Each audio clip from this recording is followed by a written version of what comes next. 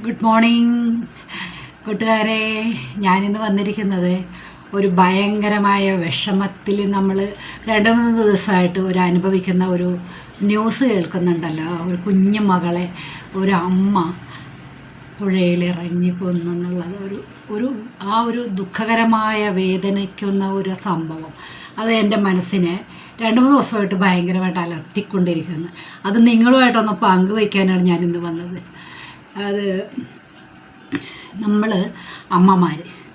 അമ്മമാർക്ക് ഞാൻ മുമ്പ് പറഞ്ഞിട്ടുണ്ട്, നമ്മൾ പ്രഗ്നൻ്റ് ആയിരിക്കുന്ന ആ മാസം തുടങ്ങി നമ്മൾ 9-10 മാസം വരെ നമ്മൾ സന്തോഷമായിട്ടിരിക്കുക, നമുക്ക് പറ്റുന്ന ബുക്കുകൾ വായിക്കുക, പ്രാർത്ഥിക്കുക, പാട്ട് കേൾക്കുക, നമ്മളുടെ വിഷമങ്ങൾ നമ്മൾ പങ്കുവയ്ക്കുക. നമുക്ക് ഒരു ഫ്രണ്ടെങ്കിലും ഉണ്ടാകാത്ത ആരും ഉണ്ടാവില്ല. ഒരു പെണ്ണാണെങ്കിലും ആണാണെങ്കിലും ഒരു ഫ്രണ്ട് ഉണ്ടാകും. അല്ലെങ്കിൽ നല്ല ഭർത്താവാണെങ്കിൽ ഭർത്താവിനോട് പങ്കുവയ്ക്കുക, അമ്മമാരോട് പങ്കുവയ്ക്കുക, സഹോദരിമാരോട് പങ്കുവയ്ക്കുക, അമ്മായിയമ്മമാരോട് നമ്മൾ പറയുക, നമ്മുടെ വിഷമങ്ങൾ നമ്മൾ പറയുക. അവരെങ്ങനെയുള്ളവരായിക്കോട്ടെ, അവർ നമ്മുടെ വിഷമങ്ങൾ കേട്ട ഒരു മാതാവിനും ഒരു സ്ത്രീക്കും നമ്മളെ ചേർത്ത് പിടിക്കാതിരിക്കാൻ പറ്റില്ല. അപ്പോൾ നമ്മുടെ വിഷമങ്ങൾ നമ്മൾ പറയുക. അങ്ങനെ നമ്മൾ ഡെലിവറി കഴിഞ്ഞ് നമ്മുടെ കുട്ടികളുണ്ടായി കഴിയുമ്പോൾ ഡിപ്രഷൻ ഒരു ചെറിയ ഭാഗം സ്ത്രീകൾക്ക് ഉണ്ടാകുന്നതാണ്. ഈ ഡെലിവറി കഴിയുമ്പോൾ ഡിപ്രഷൻ, അതായത് അവർക്ക് ഭയങ്കര മാനസികമായിട്ട് ഭയങ്കര ബുദ്ധിമുട്ടുകൾ വരും. അവർക്ക് തോന്നുന്നത് എന്താണ്, എൻ്റെ ഭർത്താവിന് എന്നോട് സ്നേഹമില്ല, ഇപ്പോൾ കൊച്ചിനോടാണ് സ്നേഹം, അല്ലെങ്കിൽ എൻ്റെ ഭർത്താവിന് വേറെ ആരോടാണ് സ്നേഹം എന്നൊരു തോന്നൽ അവർക്ക് വരും. ഇതൊക്കെ തോന്നൽ മാത്രമാണ്. ഒരു കുഞ്ഞുണ്ടായിക്കഴിഞ്ഞാൽ ആ അമ്മയോട്, ആ ഭാര്യയോട് ലോകത്തില്ലാത്ത, പെറ്റ തള്ളയോടില്ലാത്ത സ്നേഹമായിരിക്കും ഒരു ഭർത്താവിന്. കാരണം അവരുടെ രക്തത്തിലുണ്ടായ കുഞ്ഞാണ് അവളിൽ നിന്ന് അവന് കിട്ടുന്നത്. അപ്പം ആ സ്നേഹം എന്ന് പറയുന്നത് അവൻ അനുഭവിക്കുന്നത് അത് ചിലപ്പോൾ അവന് പുറത്ത് കാണിക്കാൻ പറ്റില്ലായിരിക്കും. ചില പുരുഷന്മാർ അങ്ങനെയാണ്, ഒരു കാര്യവും പുറത്ത് കാണിക്കില്ല. ഭയങ്കരമായ സ്നേഹമായിരിക്കും. പിന്നെ അവർക്ക് സമയം ഉണ്ടാവില്ല. ഇപ്പം ഡെലിവറി കഴിഞ്ഞ് കിടക്കുന്ന ഒരു സ്ത്രീക്ക് അവരുടെ കാര്യങ്ങളെല്ലാം നോക്കണം. സാധാരണ കുടുംബത്തിലാണെങ്കിൽ, ഇപ്പോൾ ഹൈ സ്റ്റാൻഡേർഡൊക്കെ ആണെങ്കിൽ അവർക്ക് ഇഷ്ടംപോലെ കാശും കാര്യങ്ങളൊക്കെ ഉണ്ട്, ഇഷ്ടംപോലെ കാര്യങ്ങൾ ചെയ്യാം.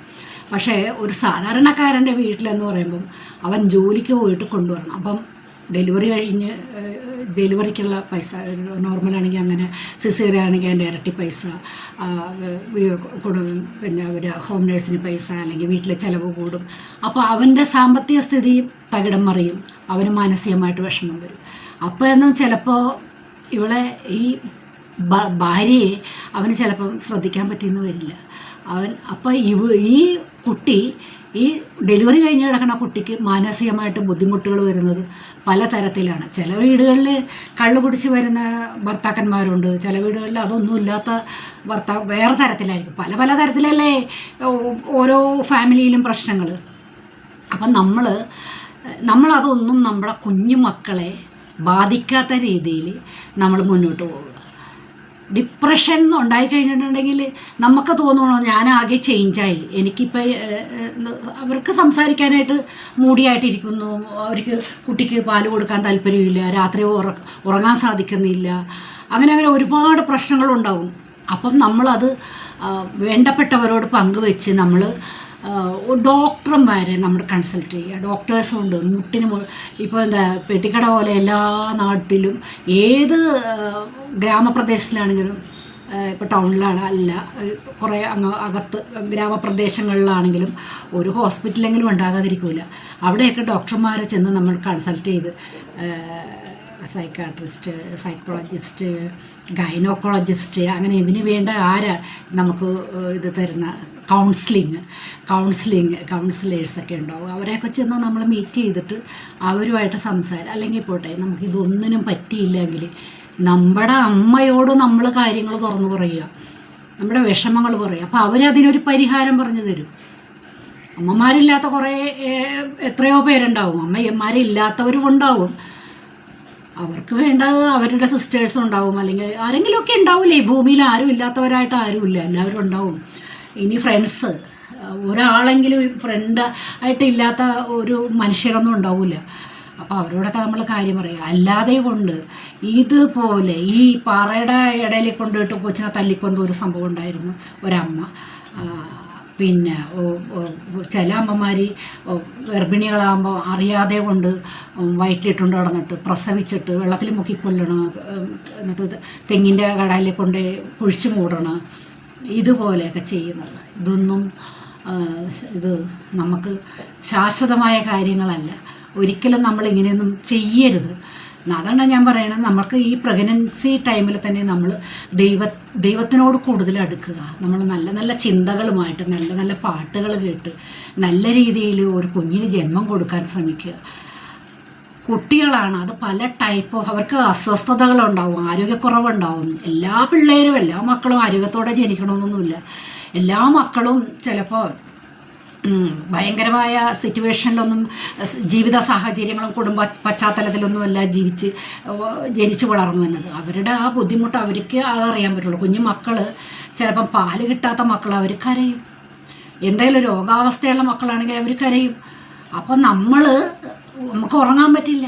പിന്നെ അമ്മയെന്ന് പറഞ്ഞാൽ എന്താ, നമുക്ക് ഉറങ്ങാൻ പറ്റില്ല. അയ്യോ ഞാൻ 2 ദിവസമായി ഉറങ്ങിയിട്ട് 1 ദിവസം ഉറങ്ങിയിട്ട്. നമ്മൾ സമയം കണ്ടെത്തി ഉറങ്ങാൻ ശ്രമിക്കുക. പകൽ ഉറങ്ങാൻ പറ്റുമെങ്കിൽ ഉറങ്ങുക, രാത്രി ചിലപ്പോൾ ഫുൾ ടൈം ഉറങ്ങാൻ പറ്റില്ല. നമ്മൾ മക്കൾക്ക് വേണ്ടി നമ്മുടെ ഓരോ മണിക്കൂറും ഓരോ ദിവസങ്ങളും ഓരോ മിനിറ്റുകളും ഓരോ സെക്കൻഡുകളും എല്ലാം നമ്മൾ നമ്മളുടെ മക്കൾക്ക് വേണ്ടിയാണ് ജീവിക്കേണ്ടത്. നമ്മൾ എന്താ കൊടുക്കേണ്ടത്, എങ്ങനെയോ വളർത്തേണ്ടത്, കയ്യോ വളരുന്ന കാലോ വളരുന്നതെന്ന് വെച്ച് നമ്മൾ മക്കളെ വളർത്തുന്നത് അങ്ങനെ തന്നെ ആയിരിക്കണം. അല്ലാതെ നമ്മളുടെ ഭർത്താവിനോടുള്ള ദേഷ്യം, അല്ലെങ്കിൽ അമ്മായിയമ്മനോടുള്ള ദേഷ്യം, അല്ലെങ്കിൽ അമ്മയോടുള്ള ദേഷ്യം, അല്ലെങ്കിൽ വേറെ ആരോടുള്ള ദേഷ്യമൊന്നും നമ്മുടെ കുഞ്ഞുമക്കളോട് നമ്മൾ തീർക്കരുത്. അവർ നമ്മുടെ മക്കളാണ്, നമ്മുടെ ചോരയിലുണ്ടായ നമ്മുടെ മക്കൾ. നമ്മൾക്ക് അങ്ങനെ താല്പര്യമില്ലെങ്കിൽ നമ്മൾ കല്യാണം കഴിച്ച മക്കളെ സൃഷ്ടിക്കേണ്ട ആവശ്യമില്ല. എത്രയോ മക്കളെ ഇല്ലാതെ ഓരോ അച്ഛനമ്മമാരെ മാതാപിതാക്കൾ ഒരു മക്കൾക്ക് ഓരോ കുഞ്ഞിന് വേണ്ടിയിട്ട് വർഷങ്ങളോളം കാത്തിരിക്കുന്നു, എത്ര ട്രീറ്റ്മെൻറ്റ് ചെയ്യുന്നു, എത്ര ഡോക്ടേഴ്സിനെ കാണുന്നു, എത്ര പൈസ ചിലവാക്കുന്നു, ലക്ഷക്കണക്കിന് രൂപ ചിലവാക്കുന്നു. അങ്ങനെയാണ് ഓരോ ചില വീടുകളിൽ അമ്മമാരാകുന്നത്. നമുക്ക് ദൈവം അനുഗ്രഹിച്ച് മക്കളെ തന്നിട്ട് മക്കളെ നമ്മൾ അതിനെ പരിപാലിക്കാതെ കൊണ്ടും അവരെ സ്നേഹിക്കാതെ കൊണ്ടും അവരെ ഇങ്ങനെയൊക്കെ ചെയ്യുന്നതിനോടും നമുക്ക് മനുഷ്യരായ നമ്മൾക്ക് യോജിക്കാൻ സാധിക്കില്ല. ഗൾഫിൽ ജോലിയുള്ള അച്ഛന്മാർ അപ്പം ഭാര്യമാർ നാട്ടിലായിരിക്കും, അവർക്ക് 1-2 മക്കളുണ്ടാവും. അവർക്കും ചിലപ്പോൾ ആ സ്ത്രീക്കും ജോലി ഉണ്ടാവും.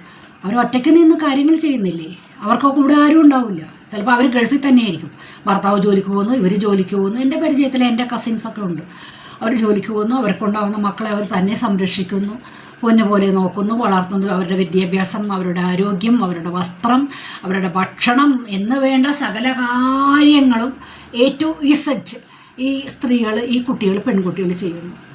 നമ്മൾ എന്തിനു വേണ്ടിയിട്ടാണ് നമ്മൾ കല്യാണം കഴിച്ചത്? നമ്മൾ കല്യാണം കഴിച്ച് നമുക്ക് കുട്ടികൾ എന്തിനാണ് ഉണ്ടാവുന്നത്? നമ്മൾ അവരെ പരിപാലിച്ച് നമ്മുടെ കൂടെ ചേർത്ത് നിർത്തി നോക്കി വളർത്തി കൊണ്ടുവരാനായിട്ട്. അവർക്ക് വേണ്ട നല്ല വിദ്യാഭ്യാസം, അവർക്ക് നല്ല അറിവ് കൊടുക്കുക, അവർക്ക് വേണ്ട നല്ല ഭക്ഷണം, അവരുടെ ആരോഗ്യം എല്ലാം നമ്മളൊരു കാര്യം ചെയ്യുമ്പോൾ നമ്മളുടെ ചുറ്റിനും നമുക്ക് ശ്രദ്ധയുണ്ടാകണം. എന്തിനാ? നമ്മുടെ മക്കളെ ഓർത്ത് നമ്മൾ ഓഫീസിലിരിക്കുമ്പോഴും നമ്മുടെ മക്കൾ എന്ത് ചെയ്യുന്നു എന്നുള്ളത് നമ്മൾ അറിയണം. ഈ കഴിഞ്ഞ ദിവസം പുറത്തുനിന്ന് ഒരാൾ വന്നിട്ട്, ഒരു ഫാമിലി വന്നിട്ട് ഇവിടെ നാട്ടിൽ വീട് വെച്ച് ഹൗസ് വാമിങ്ങിന് സ്വിമ്മിങ് പൂൾ പണിത്, സ്വിമ്മിങ് പൂളിൻ്റെ അതിൻ്റെ അകത്ത് പോയിട്ട് കൊച്ച് ബാപ്റ്റിസത്തിന് വന്നത്, കൊച്ചിൻ്റെ ബാപ്റ്റിസം നടക്കുകയാണ്. ഫംഗ്ഷൻ ഭയങ്കര വിപുലമായ രീതിയിൽ വലിയ സാമ്പത്തിക ഇതുള്ളവർ നടത്തുന്നു. അവർക്ക് ആ കുട്ടിയെ നോക്കാനായിട്ട് സമയമില്ല. അവർക്ക് ബന്ധുക്കൾ വരുന്നു, കസിൻസ്, അവരുടെ ഗസ്റ്റ്, അവരുടെ ഫ്രണ്ട്സ് വരുന്നു, അവരെയൊക്കെ സ്വീകരിക്കുന്നു. ഭയങ്കര ബഹളം. കുഞ്ഞു മോൻ അതിൻ്റെ അകത്ത് പോയിട്ട് മരിച്ചു. അപ്പോൾ നമ്മുടെ ഒരു ശ്രദ്ധക്കുറവല്ലേ അത്? നമുക്ക് എത്ര പൈസ ഇതിനു വേണ്ടി നമ്മൾ ചിലവാക്കി, സ്വിമ്മിംഗ് പൂൾ ഉണ്ടാക്കാൻ ചിലവാക്കി, ഇത്രയും വലിയ ആഡംബര മാളിക പണിത്, ഒരു കൊച്ചിനെ നോക്കാൻ ഒരു ആയയില്ലേ അവിടെ? അവർ പൈസ കൊടുത്ത് നിർത്തിയെങ്കിൽ അവരെ ഏൽപ്പിച്ച് എൻ്റെ കുഞ്ഞിനെ നോക്കിക്കൊള്ളണം, ബാക്കി കാര്യങ്ങൾ ഇവർ എത്ര ജോലിക്കാരെ നിർത്താനുള്ള സാമ്പത്തിക ശേഷി അവർക്കുണ്ടാവും. എന്തുകൊണ്ട് അവരത് ചെയ്തില്ല? ചെയ്തിട്ടുണ്ടാവും, ചിലപ്പോൾ അവരുടെയും അശ്രദ്ധയായിരിക്കും, എന്താണെന്നറിയില്ല. കൊച്ചു പോയി. ഇതാണ് പറയുന്നത്. ഈ പുതിയ ജനറേഷൻ, പുതിയ തലമുറയ്ക്ക് പണ്ടത്തെ അമ്മമാർ, എനിക്ക് തോന്നുന്നത് പണ്ടത്തെ അമ്മമാർ ചെയ്യുന്ന അത്രയും കെയറിങ് ഒന്നും ഇപ്പോഴുള്ള അമ്മമാർക്ക് കാണുന്നില്ല. ഇപ്പോൾ ഒരു കുട്ടിയുള്ളൂ, 2 കുട്ടിയുള്ളൂ മാക്സിമം. പക്ഷേ പണ്ട് അങ്ങനെയല്ല, 10ഉം 12ഉം 8ഉം 10ഉം ഒക്കെ ഉള്ള കുടുംബങ്ങളുണ്ടായിരുന്നു. ഇതുപോലെ വല്ലതും കേൾക്കുന്നുണ്ടായിരുന്നോ നമ്മൾ? ഇല്ല. അവരുടെ മക്കളെയൊക്കെ വളർത്തി, അവരെ ഇങ്ങനെയൊക്കെ കഷ്ടപ്പെട്ട് വളർത്തി പഠിപ്പിച്ച് അവരെയൊക്കെ ഒരു നിലയാക്കി. അപ്പം അവരൊക്കെ വയസ്സാകുമ്പോൾ അവരെയും പൊന്നുപോലെ നോക്കി അവർ. പണ്ടൊക്കെ അങ്ങനെയായിരുന്നു. ഇപ്പം അങ്ങനെയല്ല. ഇപ്പം 2 മക്കൾ ഉണ്ട്, അവർ 2 വിദേശത്തായിരിക്കും. അമ്മമാരെ കൊണ്ടുപോയിട്ട് വൃദ്ധസദനത്തെ കൊണ്ടാക്കും, അല്ലെങ്കിൽ അവിടെ റൂമിൽ വല്ല കഞ്ഞി കുടിക്കാതെ അവിടെ കിടന്ന് ചാകും. അത്രയേ ഉള്ളൂ. അപ്പം ഞാൻ പറഞ്ഞു വരുന്നത് എന്താണ്, എനിക്ക് ഇത്രേ പറയാനുള്ളൂ. ഇന്നലത്തെ ഈ 2 ദിവസമായിട്ട് നമ്മൾ കേട്ടുവരുന്ന ആ വാർത്ത, അത് നമ്മളെ വല്ലാതെ കൊണ്ട് വിഷമിപ്പിക്കുന്ന, കാണാൻ പറ്റാത്തൊരു, കേൾക്കാൻ പറ്റാത്തൊരു ന്യൂസാണ്. അപ്പോൾ അതുകൊണ്ട് മക്കളെയൊക്കെ നമ്മൾ ഇങ്ങനെയൊന്നും ഒരിക്കലും നമ്മൾ ചിന്തിക്കുക പോലും ചെയ്യരുത്. ഓരോ മണിക്കൂറും ഓരോ സെക്കൻഡും ഓരോരോ നിമിഷങ്ങളും നമുക്ക് തന്ന മക്കളെ നമ്മൾ നെഞ്ചോട് ചേർത്ത് നമ്മുടെ മക്കൾ പൊന്നുമക്കളെയായിട്ട് വളർത്തി കൊണ്ടുവരാൻ നമ്മൾ ശ്രദ്ധിക്കുക. നമുക്ക് മാനസികമായിട്ട് എന്തെങ്കിലും ബുദ്ധിമുട്ടുണ്ടെങ്കിൽ നമ്മൾ ഡോക്ടറെ കൺസൾട്ട് ചെയ്ത് നമ്മളതൊക്കെ മാറ്റി പിടിക്കാൻ ശ്രമിക്കുക. അല്ലാതെ നമുക്ക് എന്തെങ്കിലും ബുദ്ധിമുട്ടായിരിക്കും. ആ കൊച്ചാന അംഗനവാടിയിൽ നിന്ന് ആ കുട്ടി ആ അമ്മ എടുത്തുകൊണ്ട് ഒക്കത്ത് വെച്ച് കൊണ്ടുവരണത് നമ്മൾ ബസ്സിലൊക്കെ കയറി വന്നിട്ട് ഒക്കത്ത് വെച്ച് കൊണ്ടുപോകണത് കണ്ടത്. എങ്ങനെ സാധിക്കുന്നു ഇതുപോലെയുള്ള അതിക്രമങ്ങൾ ഈ അമ്മമാർക്ക് ചെയ്യാനായിട്ട്? മനസ്സിൻ്റെ ബുദ്ധിമുട്ടാണെന്ന് പറഞ്ഞാൽ മാനസിക ബുദ്ധിമുട്ട്, ഡിപ്രഷനാണെന്ന് പറയും. ഇതാണ് ഡിപ്രഷൻ. സ്വന്തം പെറ്റ് വളർത്തി സ്വന്തം ചോരയിലുണ്ടായിരുന്ന കുഞ്ഞുങ്ങളെ കൊല്ലുക, കേട്ട് വരുന്നതല്ല. കുട്ടികളോടാണ് എല്ലാ അതിക്രമങ്ങളും എല്ലാവരും കാണിക്കുന്നത്.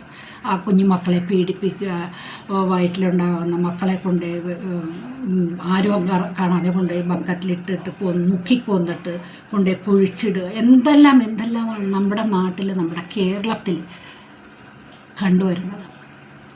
അപ്പോൾ അതുകൊണ്ട് നമ്മളൊന്നും ഈ മാതിരി മനസ്സിൽ പോലും ചിന്തിക്കാതെ കൊണ്ട് ദൈവമേ എന്നും പറഞ്ഞ് ദൈവത്തിനെ വിളിച്ച് പ്രാർത്ഥിച്ച് നമ്മളെല്ലാവരും, നമ്മുടെ നാടെന്ന് പറയുന്നത് എല്ലാവരും ദൈവവിശ്വാസത്തിൽ ജീവിക്കുന്നവരാണ്. കുറേ അധികം പേര്, ഒരു 95% പേരും ദൈവവിശ്വാസത്തിൽ ജീവിക്കുന്നവരാണ്.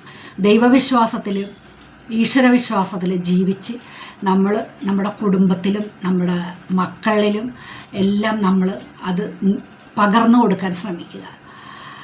അപ്പം തന്നെ നമുക്ക് ദൈവത്തിൻ്റെ അനുഗ്രഹം ഉണ്ടെങ്കിൽ നമുക്ക് പിശാചിൻ്റെ ഒരു സാന്നിധ്യം മാറ്റി നിർത്താൻ സാധിക്കും.